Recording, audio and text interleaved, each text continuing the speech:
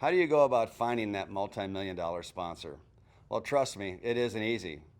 But Jim Jordan, Alternative Marketing Manager for Mazda USA, explains where to begin.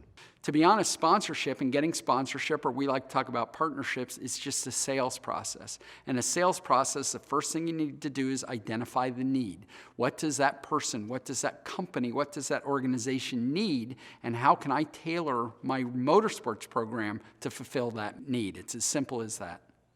Sorry, drive through.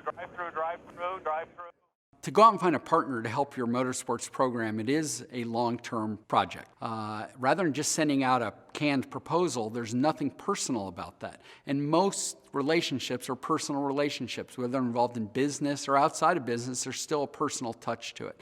So the way to really get a partner that's going to work with you long-term, it's important to communicate with them before, if possible, sending out the proposal. My advice is never to actually just send out a cold proposal, because most of those never get read. The person you're sending them to is so busy that they don't have time to read them.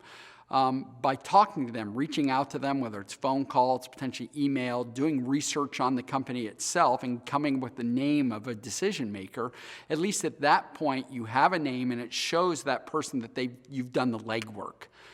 If I just get a proposal in the mail, to me it's nothing. I mean, they haven't done any legwork. They show no understanding of my company, who I represent, or what I might actually need. You have to also learn that language, the language of business. You do that, it just puts you so far ahead of most of the people. If everyone's focused on driving, and you're focused on driving, but at night you spend an hour or two doing online searches of business or reading the Wall Street Journal or reading something like that, you're going to have a huge advantage over your competition. There's a bunch of the other cars on the lead lap and pitted already before the yellow, so...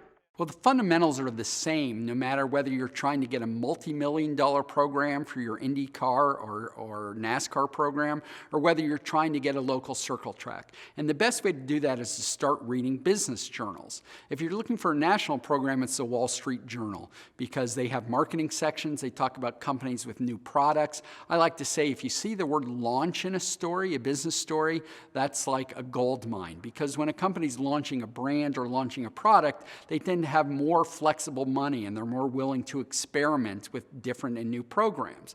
Especially if you see a company that's launching a program with the same demographic. The motorsports audience is pretty targetable. You know who most of those people are, and it does vary by the type of racing you do. But if they're launching a product that's being aimed at the demographic that follows your form of motorsports, that's just golden information. And then you do a little more research, trying to find out who the decision makers are at that company and reach out to them. What we like to tell people is this isn't a sponsorship, it's a partnership. So that person who's investing in you as a race car driver is going to want something back. So with a modest investment by them, certainly helpful and certainly teaches you how to work with a partner, but just don't overpromise. Too many young racers, for a little bit of money, promise so much back that whether it's tickets or appearances or something that they can't possibly fulfill. I mean, to take a race car out to a new business sounds like a great idea, and it is something you should pitch as one of your deliverables to a small company. How about next Friday night, I show with my race car, I'll meet your customers, we'll have a good old time, we'll make a big event out of it. That's fantastic. However, that does cost you money. So when you're filling your budget out, you have to understand that fulfilling a partnership request does cost you money, so make sure you get enough return on investment. To be honest, I've turned down proposals because they're not asking for enough money, and I know that they don't know what the heck they're doing. So you really have to be aware that even as a young company or as a young driver or as a young team, that you have to appear professional and you have to demonstrate that you know what you're doing. I know it's hard for people to believe that I have turned down partnerships because they're not asking for enough money, but it happens. I need to know that they're credible, that they understand the business, and they could deliver the results that they're asking me for. Because especially young drivers, they're very successful. A lot of them at an early level, and at their local track, they just do so well, and they get so focused on how great they are. Well, honestly, I don't care how great they are. I care about keeping my boss happy, keeping my job, and where's this all going to be in a couple years from now. So I care about who they are as a human being, how they could help represent my brand, and how they could solve my problem, because deep down, we're all selfish. We want our problem solved. I'm not here to solve a driver's problem. The driver's here as my partner to help me solve my problem, to help me achieve my objectives. It's when we share those objectives that the objective that I have includes the driver being successful and the team being successful. When we share those objectives, that's when it all works. And that's why your Chip Ganassi and the whole Target program is just such a good program. It's a prototype for how those things should work, because it's such a win-win program for everyone involved. Ready for a driver change here. Our guys, visors down. I hate to say, you're also going to have to get to the point where you need to be able to speak like this in public. I don't think you should ever lose your personality. And honestly, for most companies, you want the personality to come through somewhat. Again, a little bit of a double-edged sword, because some companies will be very conservative, and they want someone who's very conservative. But there are companies that are going after a young market that want someone very flamboyant, someone who's very much out there.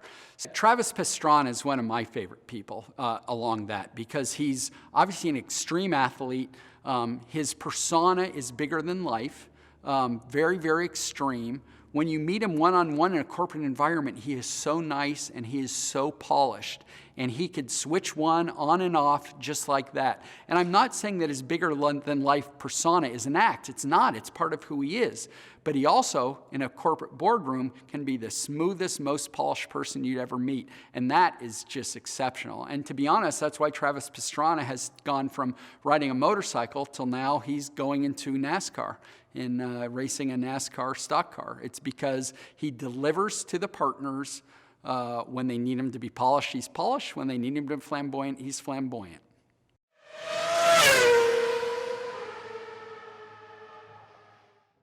You use the term safe is fast in that racing in North America, the one thing I learned as a driver, team owners didn't like anybody crashing. And so that was always a big deal in America rather than anywhere where we raced in Europe. So, you know, you have to understand that today, the young kids, just being the talent doesn't guarantee anything. And today, it's all about the talent, the understanding of safety, the understanding of bringing in corporate partners, the understanding of making it a business, and more importantly, you become the product. And so when you're selling yourself as the product.